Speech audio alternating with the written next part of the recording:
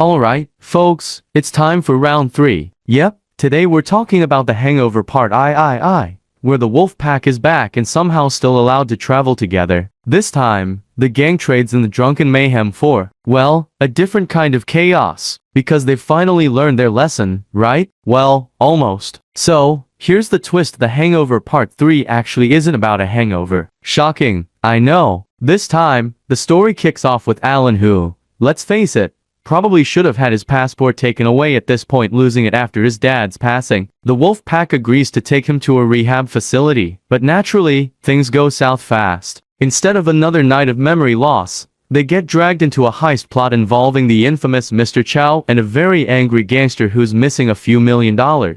Phil, Stu, and Doug are back, and this time, they're not even pretending they have things under control. Alan's as unpredictable as ever, which is saying something. Meanwhile, Phil, our cool guy ringleader, is doing his best "why am I here?" face for the entire movie. And then there's Stu, still haunted by his past hangovers, and trying to keep it together, one panic attack at a time. Basically, it's a buddy comedy with some real hostage situation energy. Let's be real, Mr. Chow is the true chaos magnet in this one. Played by Ken Jeong, Chow is now a full-blown, cartoon-level villain, diving out of windows, dodging bullets, and generally making everyone regret their life choices. If there was ever an ad for not getting involved with criminals, Chow's your guy. The fact that he still has friends or anyone who answers his calls is a mystery in itself. Of course, it wouldn't be a hangover movie without a return to Vegas, because clearly, that city has so many fond memories for them. But this time, it's more about heists than highballs, with break-ins, rooftop chases, and gold bars. Who knew that The Hangover would become Ocean's 11, but with less charm and more screaming?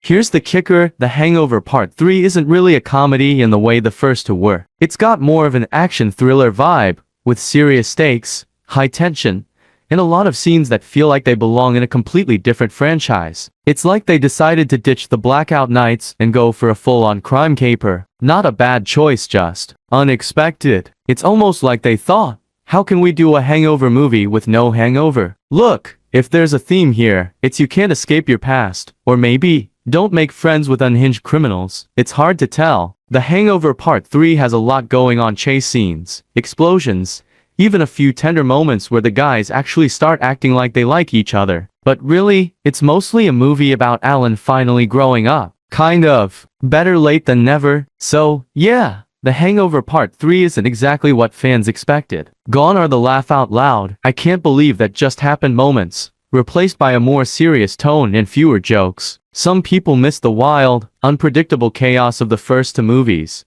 But hey, at least they're trying something new, right? Kind of like switching from tequila shots to, I don't know, green juice. So, would I recommend The Hangover Part 3? Sure, if you're up for a surprise. Just don't expect another night of blackout shenanigans. This one's more like a heist movie with a side of awkward laughs. It's got action, it's got thrills, and it's got a few "what just happened" moments, but it's a very different hangover from what we're used to. In the end, it's not a perfect send-off for the Wolfpack, but hey, at least nobody got a face tattoo this time. And maybe the real lesson here is, let's just keep these guys far away from Vegas forever. Thanks for watching, everyone. Hit like if you're glad the Wolfpack finally got it together, sort of. Drop a comment with your favorite crazy moment from the series, and subscribe for more reviews of movies that make your friend group look tame. See you next time.